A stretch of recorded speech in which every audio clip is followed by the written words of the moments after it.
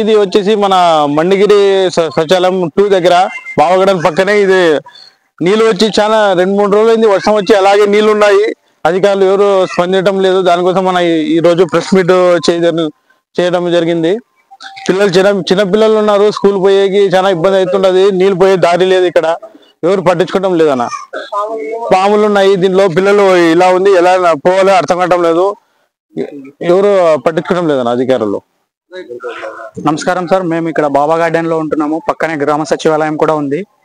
వర్షాలు బాగా పడుతున్నాయి కానీ ఇక్కడ పోవడానికి నీళ్లు మాత్రం లేవు. అన్ని వచ్చి పైనుంచి అన్ని వచ్చి ఇక్కడే ఆగుతున్నాయి. ఇక్కడ నుంచి వర్షం ఎక్కువ ఉన్నప్పుడు నీళ్లు మాత్రం కిందే పోతున్నాయి కానీ వర్షం ఆగిన తర్వాత నీళ్లు ఇట్లానే నిలిచిపోతున్నాయి.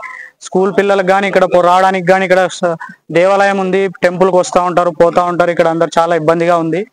ఇక్కడ పాములు కానీ కీటకాలు అవన్నీ తిరుగుతా ఉన్నాయి. పిల్లలు స్కూల్కి పోవడానికి కూడా ఇబ్బంది అయింది. ఇంకా వర్షం వస్తే ఈ నీరు అసలు పోవడానికి కూడా లేదు, ఇక్కడే ఉంది. మోకాల వరకు కాదు, నడుము వరకు కూడా వస్తున్నాయి నీళ్లు. నీళ్ళు తగ్గుతూ ఇంతవరకు ఇప్పుడు మోకాల వరకు ఉన్నాయి.